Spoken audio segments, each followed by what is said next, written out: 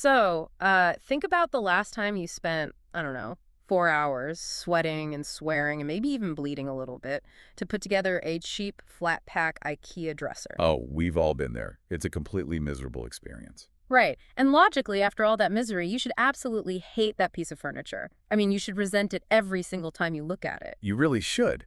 But interestingly, psychological research shows the exact opposite. Exactly. You actually value that wobbly, difficult-to-assemble dresser way more than like a high-end, pre-built antique that someone just handed to you for free. It's true. And why is that? Well, it's basically because your brain is actively lying to you to protect your own ego.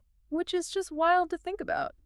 Welcome to today's deep dive, everyone. Today, we are turning the lens entirely inward to examine how our own minds are changed. Both by our own internal rationalizations and by outside forces, right? Yeah. And to really pull this apart, we're doing something a little fun today. I am officially taking the seat of the student for this exploration. I'll be bringing the questions, while you, my friend, are stepping up to the podium as the lecturer. I will gladly accept the lecture podium for this one. It's a really profound topic. I'm ready for it. What's on the syllabus? So our syllabus today is section 12.3 of chapter 12 from Psychology 2E. Okay. And this material gives us an incredibly detailed look at the mechanics of our attitudes. You know, how they form, how they violently fracture, and ultimately how they transform, just to keep us sane. Well, I have my notebook out. I'm ready to take notes. But before we get into how an attitude transforms, I feel like we need to establish a baseline. That's a good idea. Where do you want to start? Okay, let's unpack this. What actually is an attitude, according to section 12.3? Because, I mean, in everyday life, we tend to use that word just to describe a temporary mood. Right, like a passing feeling. Yeah. Yeah. We say a teenager has a bad attitude just because they're, grumpy before breakfast. We do use it that way casually, absolutely. Mm. But in the realm of social psychology, an attitude is far more complex and structured. Okay, so how does the textbook define it? The textbook defines an attitude as our evaluation of a person, an idea, or an object. It's basically the metric we use to categorize our relationship with the entire world around us. Wow. And Okay. it is absolutely not just a single fleeting emotion. An attitude is actually constructed of three very distinct components. Three components, like a tripod holding up our worldview. I love that analogy. Exactly. The three legs of that tripod are the affective component, the behavioral component, and the cognitive component. Okay, affective, behavioral, cognitive. That's very academic. Can we ground that a bit? Yeah, let's apply this to a real-world scenario from the textbook, recycling. Oh, perfect. So the affective leg is all about your feelings. You feel a sense of pride or satisfaction when you recycle. You emotionally enjoy the idea that you are doing something positive for the planet by, keeping plastic out of a landfill. Right. It's that warm, fuzzy feeling you get when you hear the glass bottle clink into the blue bin instead of the regular trash. Exactly. That's the affect. Then there's the behavioral leg. This is the tangible effect your attitude has on your actual actions. So what you physically do. Right. You don't just sit around feeling good about the concept of recycling. You actively engage in the behavior. You take the time to wash out the peanut butter jars. Which is the worst part, by the way. It really is. But you separate the cardboard from the paper and you drag the bin to the curb every Tuesday. Your action follows your feeling. Okay, so we have feelings and we have actions. What's the third leg of the tripod? The cognitive component. Hmm? This represents your underlying belief and your knowledge base. It's the logical thought process, the facts you hold to be true. Give me an example of that. Well, for example, knowing the statistics about ocean plastics, or consciously telling yourself recycling is fundamentally necessary to reduce environmental degradation. Okay, I see how the tripod works when everything is perfect. My feelings, my actions, and my logic are all just holding hands, singing Kumbaya. Right, a perfectly balanced attitude. But let me push on this a bit as the student here. Life isn't perfect. What happens if someone kicks one of those legs out? What do you mean? Well, let's say I have the affective feeling, I really want to save the planet, and I have the cognitive belief that recycling is crucial. But I moved to a new apartment building that has no recycling program, and I'm just way too busy to drive my trash to a center. A very common scenario, actually. Right. So my behavior is just throwing everything in the regular garbage. My behavior is completely betraying my feelings and my logic. Does the whole attitude just collapse? It doesn't collapse, but it creates a massive structural strain inside your mind. Oh. When your behaviors, your feelings, and your beliefs fall out of alignment like that, It triggers one of the most famous phenomena in social psychology. Oh, I think I know where this is going. It was introduced by Leon Festinger back in 1957, and it's called cognitive dissonance. Cognitive dissonance. That is a phrase that has been completely co-opted by the internet. I mean, people use it to describe almost any kind of hypocrisy or disagreement online. They do. It gets thrown around a lot. But Festinger's clinical definition is highly specific and, frankly, far more intense than just a casual disagreement. Also, He defined cognitive dissonance as the acute psychological discomfort that arises from holding two or more inconsistent attitudes, behaviors, or cognitions. okay, discomfort. But here is the key mechanism that people usually miss. Later research revealed that it is not just any conflict that causes this pain. Wait, really? Yeah. We experience this intense psychological discomfort, specifically when our behaviors conflict with our positive self-perception. Wait, hold on. Let me make sure I understand the mechanism here. If holding conflicting beliefs causes literal distress, how do people live with dissonance every single day without just breaking down? That's a great question. Because, I logically know that eating a giant sugary donut is bad for my health, but I don't feel a wave of brain distress when I eat it. I just eat the donut and enjoy it.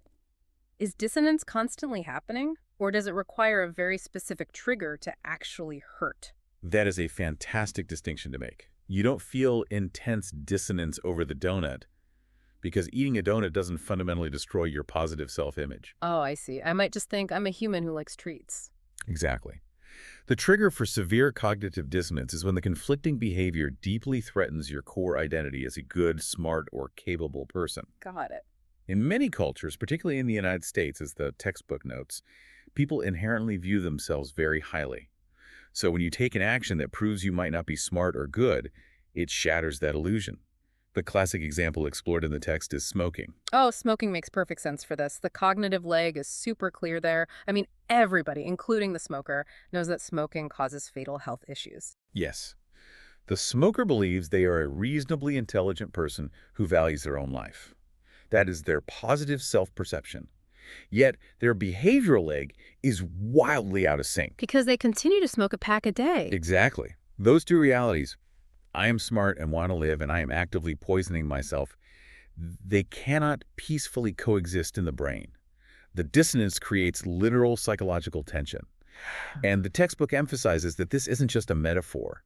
Cognitive dissonance causes measurable physiological arousal. Wait, physical changes? Yes, it activates specific regions in the brain tied to emotional distress and cognitive functioning.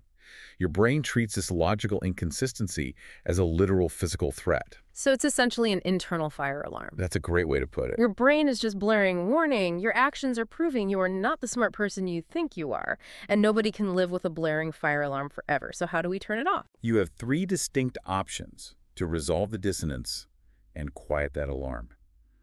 Option one is the most straightforward, but it's often the hardest. You change the discrepant behavior. Meaning you just throw out the cigarettes and quit smoking. Right. Which, given the addictive nature of nicotine, is incredibly difficult for most people. So if you can't put out the fire by changing the behavior, you have to, build a soundproof room around the alarm? That soundproof room is option two. Changing your cognitions through rationalization or denial. Ah. If you won't quit smoking, you have to change your belief about the danger. You might discount the medical evidence or tell yourself, well, the health risks are heavily exaggerated. Or, I only smoke filtered cigarettes, so I'm protected. Yes. We invent absolute fictions to protect our egos. That's so true. We really do. And if denial doesn't work, there's option three. You add an entirely new cognition to balance the scales. Like what? You justify the behavior by saying, well, smoking severely suppresses my appetite. So if I quit, I will gain a massive amount of weight, and avoiding obesity is actually better for my health than quitting smoking. That is wild. The brain invents a secondary health benefit to justify the primary health destructive behavior just to maintain the illusion of being a smart person making a good choice. Exactly. Your brain will contort reality into pretzels to maintain that internal consistency. Okay, but let's take this a step further, lecturer.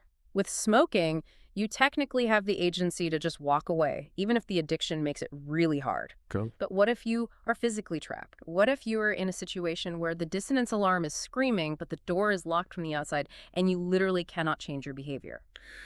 Section 12.3 explores this exact scenario with a very vivid, borderline brutal example. Let's look at Joaquin. Joaquin. Joaquin is a 20-year-old who decides to enlist in the military.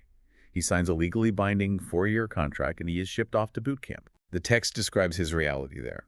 He is violently awakened at 5 a.m. every single day. He is chronically sleep-deprived. He is screamed at by drill instructors. He is covered in sand flea bites. He is physically bruised, battered, and utterly miserable. Oh, man. And this culminates in week 11 with 54 hours of continuous grueling training. That sounds like actual torture. Logically, his brain should be saying, I made a terrible mistake. This is awful. It is awful, but remember the rule of cognitive dissonance. You cannot hold on to that misery without a resolution. Joaquin cannot change his behavior. He cannot legally just pack his bags, call an Uber, and go home. Right, he's locked in. If he just sits on his cot, acknowledging that he willingly chose to subject himself to 4 years of pointless misery, the cognitive dissonance will destroy him. So, because the behavior is locked in, the belief is the only thing left that can change. Precisely. To survive the psychological torment, Joaquin unconsciously changes his attitude toward the suffering. He starts telling himself, this misery has a profound purpose. I am becoming stronger, healthier, and sharper. I am learning elite discipline. This pain is forging me into a superior person. Yes. He flips the script entirely. The suffering is no longer a mistake. It is a necessary crucible for his own greatness. And that specific psychological survival tactic leads us to a broader, fascinating concept, right? It does. It expands into what's called the justification of effort. It basically dictates that humans place a vastly higher value on goals and achievements that require a massive amount of physical or emotional effort. So if something is excruciatingly difficult to achieve, our brains convince us it must be incredibly worthwhile.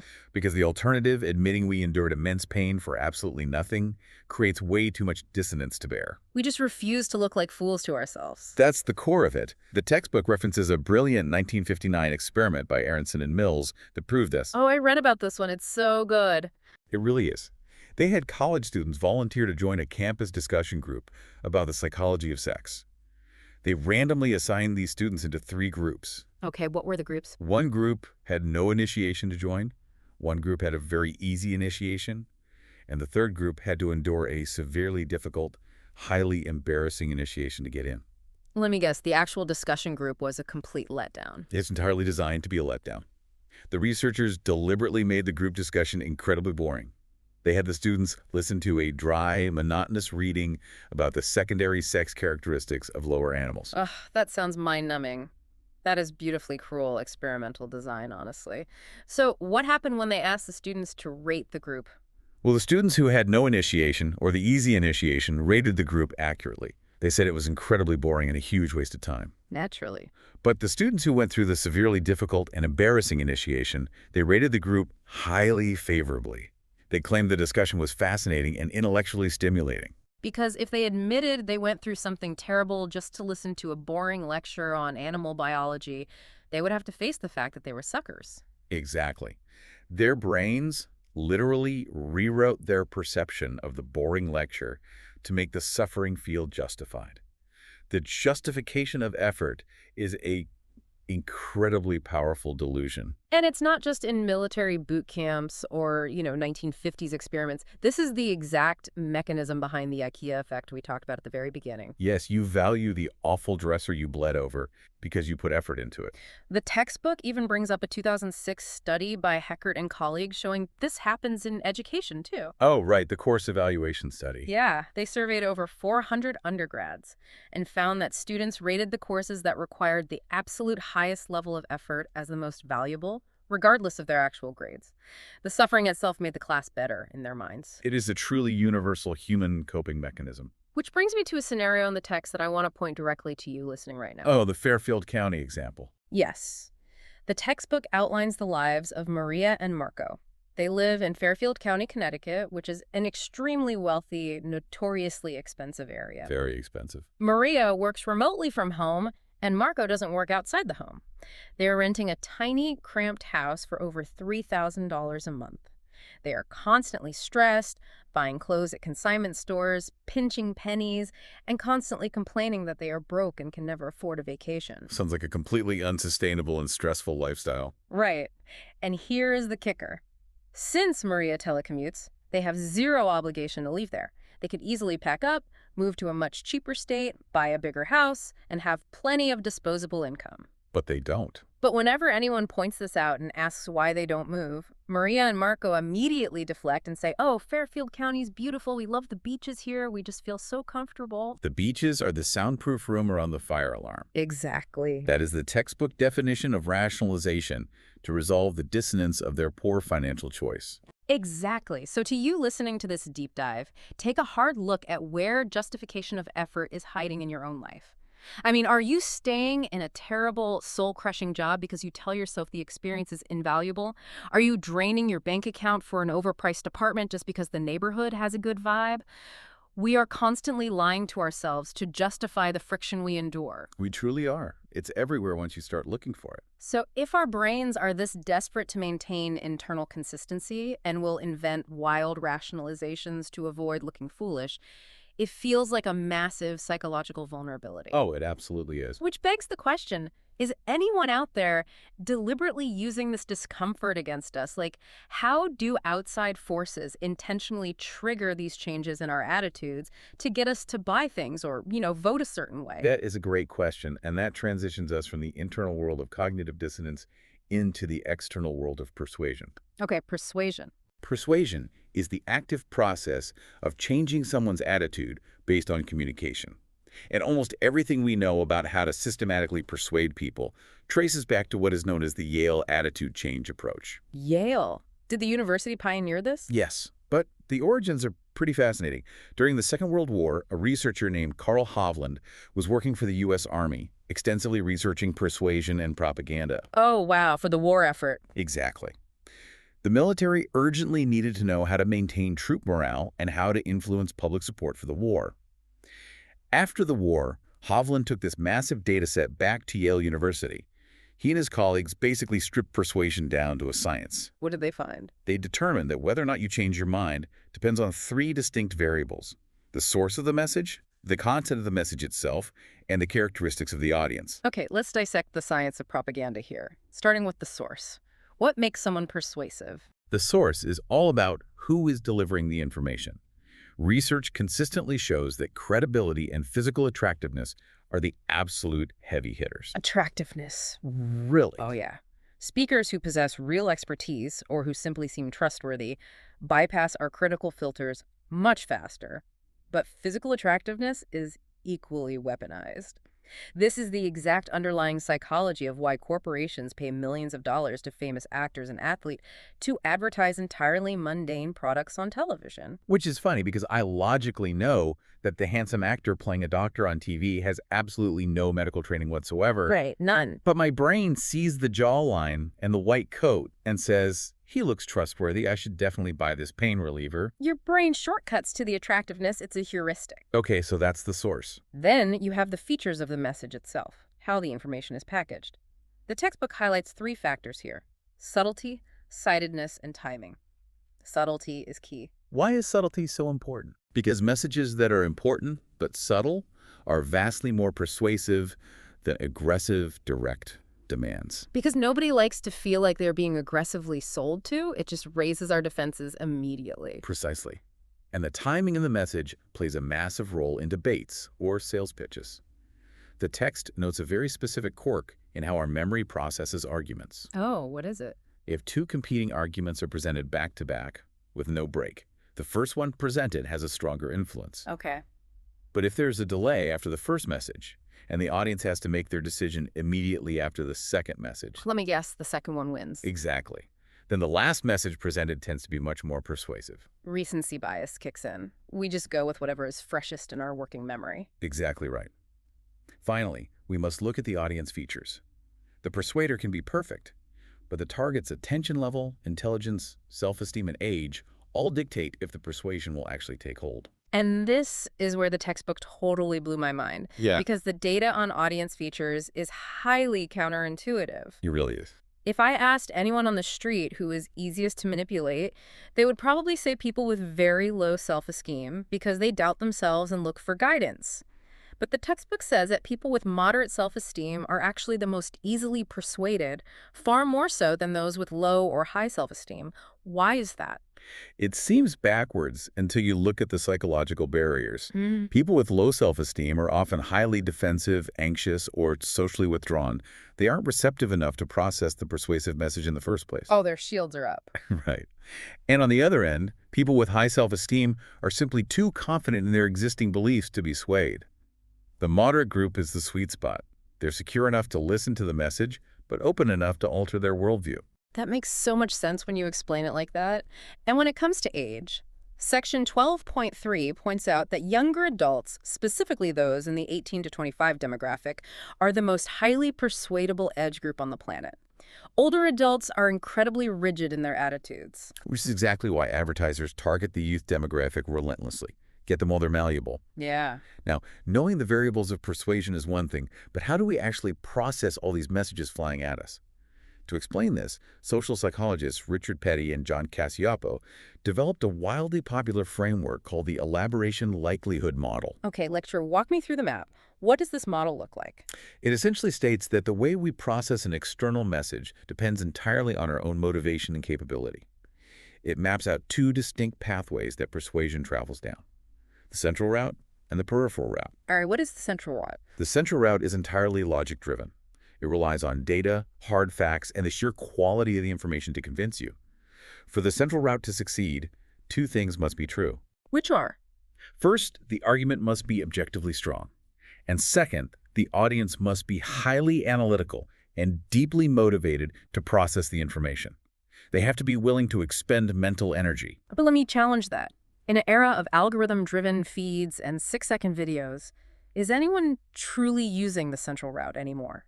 It feels like nobody wants to expend mental energy on facts. We absolutely still use the central route, but only when the stakes are high enough to trigger our motivation. Like what? The textbook provides a great example. Imagine a small business owner looking to purchase a new, expensive computer system for their office. That owner is highly motivated to not waste their money. They're going to read the technical specs, look at processing speeds, compare memory capacity, and read expert reviews. They are fully engaging the central route. Okay, that makes sense. High stakes, high effort. Right. And importantly, if a persuader successfully changes your mind via the central route, it results in a lasting, durable change in attitude. Because you actually did the math and arrived at the conclusion yourself. Okay, so if the central route is high effort facts, what is the peripheral route? The peripheral route is the exact opposite. It is an indirect pathway that requires almost zero cognitive effort from the target audience. Instead of using facts or data, it relies on associating the message with positive emotions or superficial peripheral cues. Like what kind of cues? Shiny visuals, catchy jingles, or celebrity endorsements. Ah, like the attractive actors and athletes we mentioned during the Yale approach. Exactly. When a popular athlete advertises a pair of running shoes, the teenager buying those shoes is not analyzing the rubber composite of the soles or the arch support metrics. They're simply buying the positive association with their favorite athlete. They just want to be like them. Right. Now, persuasion via the peripheral route typically results in a very temporary attitude change. But it is incredibly insidious because it does not require an analytical audience. In fact, peripheral persuasion often happens without the audience even consciously noticing it. Like product placement in movies? Precisely. The textbook highlights a classic instance of this. During a popular season of the reality show American Idol, the panel of judges was prominently filmed drinking out of cups displaying the Coca-Cola logo. Oh, I remember those big red cups. Yes. There was no argument made about why Coca-Cola was good. They weren't reading nutritional facts to the audience. They were simply pairing the excitement and positive emotion of a hit television show with the brand's logo. Okay, I want to synthesize these two routes to make sure I really have this locked in. Go for it. So, the central route is like standing in the grocery aisle, carefully reading the nutritional label on the back of a box of cereal to compare the fiber and sugar content. Perfect. And the peripheral route is just tossing the box into your shopping cart without thinking, solely because there's a brightly colored, cool cartoon tiger on the front. That is a brilliant way to conceptualize the elaboration likelihood model. Yep. Nutritional label versus cartoon tiger. All right, so we have explored the internal fire alarm of cognitive dissonance, and we've mapped the external triggers of the central and peripheral routes of persuasion. But what happens when these two worlds collide? What do you mean? Like, what happens when a sophisticated persuader decides to use our own internal need for consistency against us?